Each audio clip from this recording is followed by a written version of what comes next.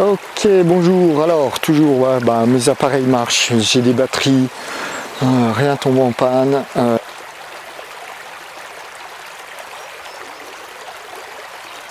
J'ai pas trop de contre-jour, donc je continue. On est toujours haut. Surveillez bien, je suis sûr que là, il y a moyen de voir des lutins sortir à cette heure-là. Voilà, c'est notre première journée de printemps. C'est ça, on est le combien aujourd'hui?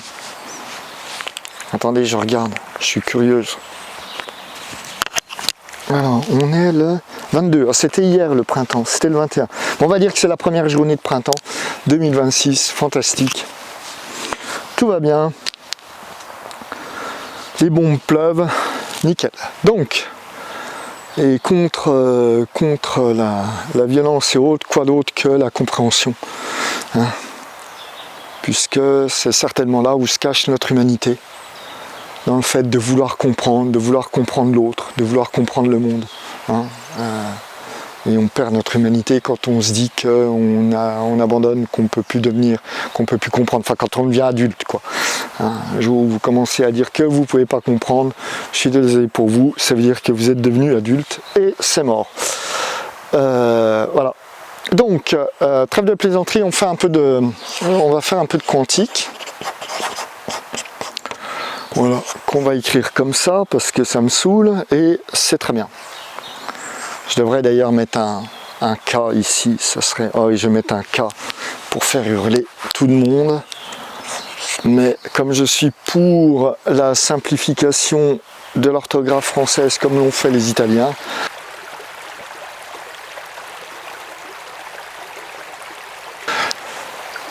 merci Dante. Qui a écrit des bouquins en italien, comme les gens le parlaient, fantastique. Voilà.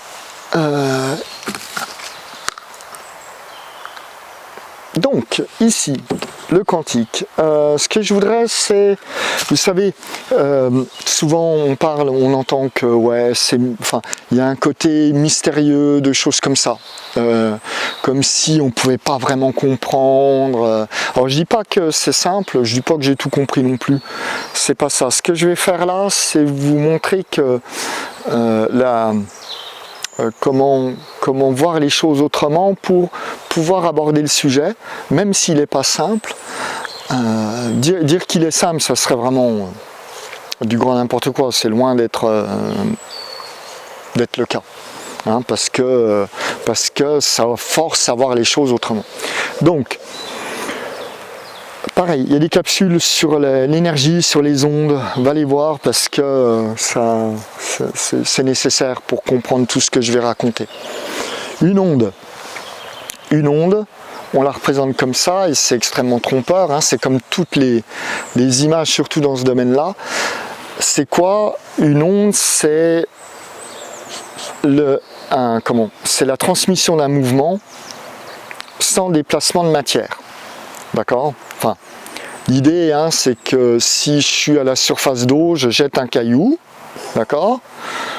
J'ai de l'eau ici, et j'ai jeté un caillou comme ça, là j'ai un caillou, hop, il fait ça, il tombe dans l'eau, et là je vais voir apparaître un truc que j'appelle des ondes, c'est-à-dire c'est cette déformation qui est là à tout instant. On est d'accord que si je la prends de là, enfin là c'est mon niveau moyen de l'eau, d'accord, ça c'est le niveau moyen, hein. Donc j'ai commencé par balancer le caillou, ça fait descendre l'eau, elle remonte, mais donc on prend le niveau moyen de là à là, ça c'est une onde. Et le truc qu'il faut comprendre, voilà, en physique quantique, on nous dit, par exemple pour un photon, suivant l'expérience qu'on fait, eh bien il va se comporter comme une particule ou comme une onde. C'est-à-dire que suivant, je ne vais pas tout décrire le truc, mais si vous regardez ça, c'est que vous avez un peu une idée de la chose. Quand c'est l'histoire des trous des fentes de Jung. Si on fait qu'un trou et qu'on balance de la lumière, eh bien, on va voir des choses se comporter comme une balle. hein, comme une particule. Par contre, si on fait deux trous, là, on voit tout de suite qu'il a le comportement d'une onde, tel qu'on peut les voir dans les ondes, enfin, à la surface de l'eau, des ondes sonores ou des choses comme ça. Donc, hein, il n'y a pas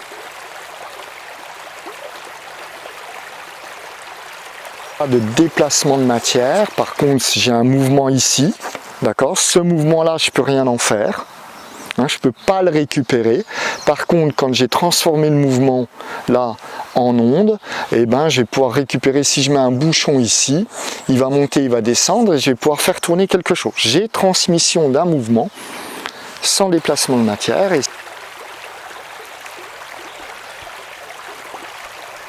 ça explique nos ondes électromagnétiques, hein, qui se déplacent sans aucune matière. Elles se déplacent dans l'espace. Hein, elles ont comme support l'espace et j'arrive à transmettre un mouvement. Hein, j'ai un mouvement à la fin.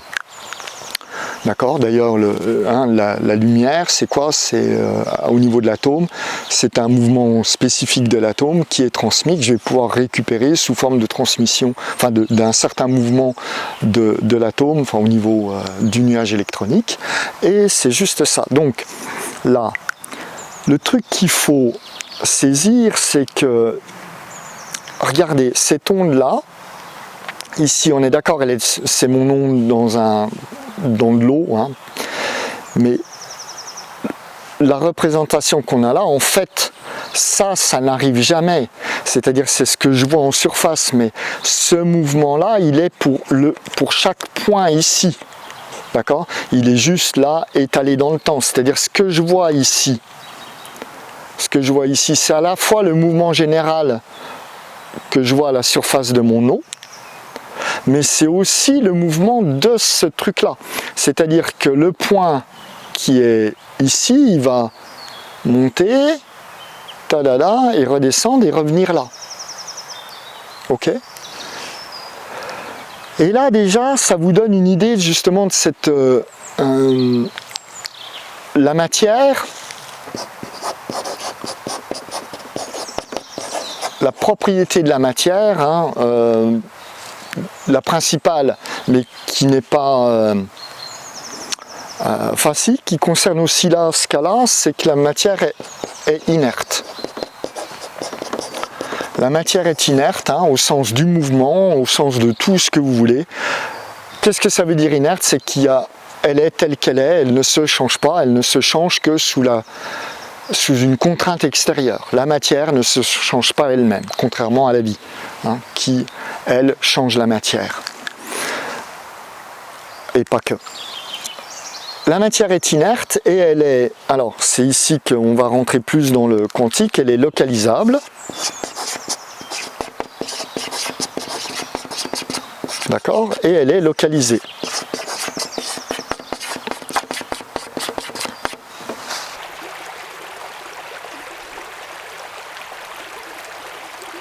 Qu'est-ce que ça veut dire? Mon caillou, je peux dire exactement, il est localisable, il est là. Je peux le localiser. Il est localisé, il est là. Et c'est localisable. D'accord? Maintenant, ce qu'il faut comprendre ici, c'est que... Alors, j'ai aussi des superbes vidéos sur la matière, l'énergie et tout ça. Il faut aller les voir. Ma matière... Mon atome, le plus petit élément matériel, c'est-à-dire c'est le plus petit élément qui est localisable et localisé.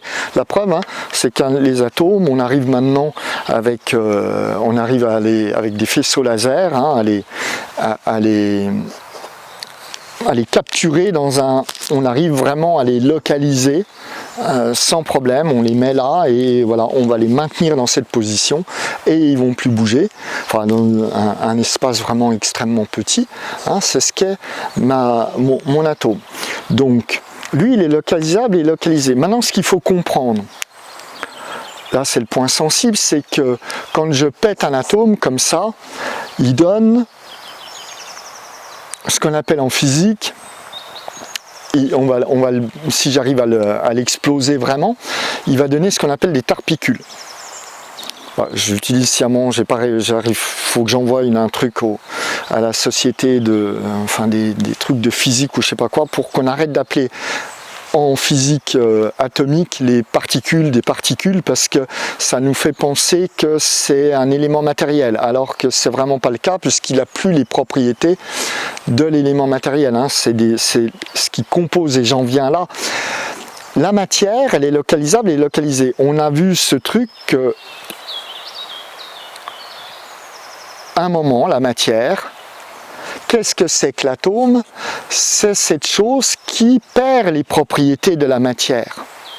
On est d'accord que si, peu importe comment on l'appelle, mais c'est ce truc justement qu'on appelle l'atome.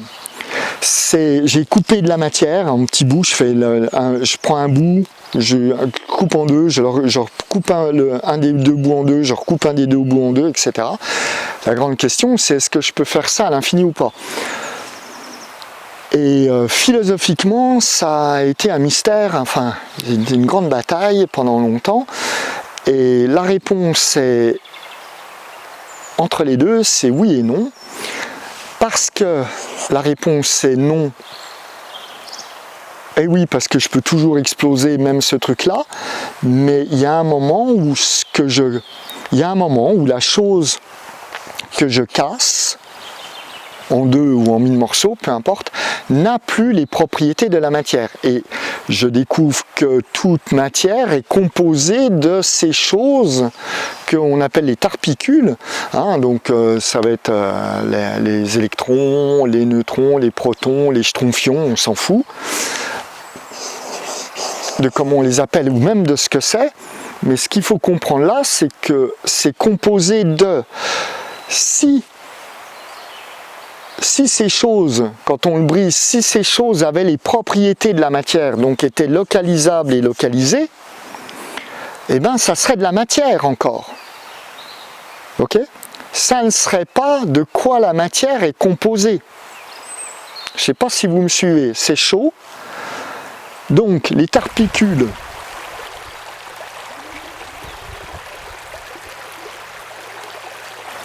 ne peuvent pas avoir les mêmes propriétés de la matière que la matière, puisque c'est ce qui compose la matière. Vous me suivez jusque-là? La particule, elle, mais en même temps, au moment, regardez, je vais reprendre le truc avec le photon, avec la lumière qui est à la fois, alors il faut oublier ce truc, elle n'est ni à la fois une particule et une onde. Elle est ce qu'elle est, et plus proche de l'onde d'ailleurs, mais de l'onde sans support matériel, ce qui est normal, hein, on peut très bien avoir une onde sans support matériel, puisque l'onde c'est juste la transmission d'un mouvement, compliqué, mais l'idée est là. Donc, cette matière, cette particule, quand je mesure quelque chose, quand je vais la mesurer, et ben d'une manière ou d'une autre, il va falloir qu'elle ait un comportement qui est mesurable. Et mesurer quelque chose, c'est quelque chose qui doit être localisable et que je vais pouvoir localiser. Donc c'est quelque chose qui va avoir l'aspect de quelque chose de matériel. Hein? Je prends même pour les ondes, quand on fait de la diffraction, on a bien une position. Les franges d'interférence, elles sont déterminées, elles sont là, elles ne sont pas ailleurs. Elles sont localisées et localisables. Elles prennent les propriétés de la matière, d'accord ?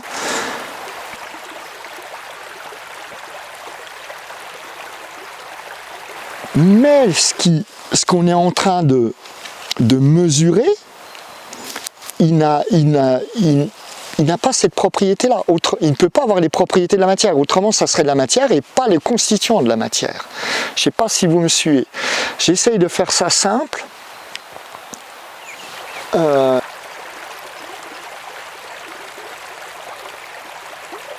Et je ne suis pas du tout payé pour faire ça, je vous le rappelle. Il faudrait peut-être que je fasse un Patreon, tiens, ou un Tipeee, là, tous ces trucs-là. Peut-être que je pourrais gagner 2 ou 3 centimes. Hein, pourquoi pas. Ok, ça m'arrangerait au prix où est le fuel. Donc, ici, ça c'est pour te dire, je ne vais pas rentrer là, je le fais vraiment à la main. Ce que je veux te montrer ici, c'est que comme dans toute évolution des découvertes, de la pensée, de choses comme ça, ben, il faut abandonner quelque chose. Il y a quelque chose qu'on doit conserver dans un domaine, mais on abandonne une façon de voir, une compréhension pour en prendre une autre. Et le premier pas, c'est de voir qu'il faut laisser tomber ce truc-là. Mais il ne faut pas le faire n'importe comment. Le sortir, c'était normal au début de l'histoire de dire, voilà, la fameuse phrase de Feynman, je crois, si vous comprenez, non c'était un autre physicien, si vous comprenez mon cours sur la physique quantique, c'est que vous n'avez rien compris. Il faut quand même, voilà, au début ça se comprend, c'était vraiment des trucs étranges qui venaient fracasser notre compréhension et c'est normal, mais là il faut vraiment reprendre la main là-dessus et pour pouvoir s'en sortir. Donc c'est normal que ces particules n'aient pas les propriétés de la matière. Donc globalement, qu'est-ce qu'on a ?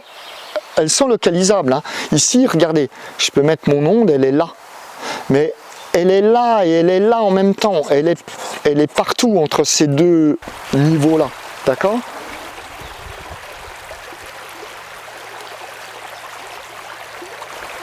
Donc elle est localisable, mais elle n'est pas localisée. Et par exemple, là, on a un milieu matériel qui est ébranlé. Donc on rentre dans les propriétés de la matière, donc ça ne se fait pas d'un coup, etc. Mais si vous prenez un photon, hein, qui est juste cette partie-là, juste ce truc-là, le photon, c'est juste cette partie, hein, c'est juste un ébranlement.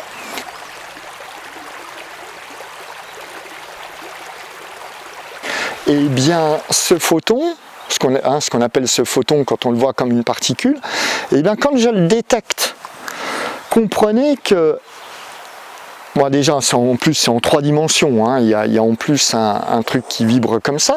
J'ai fait super mal, mais c'est pas grave.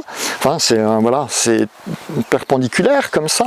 Hein. C'est le côté électrique et le côté magnétique qui sont juste deux facettes de ces mêmes phénomènes. Et bien, au moment où je le détecte, déjà, soit je détecte tout, mais tout l'ébranlement est là.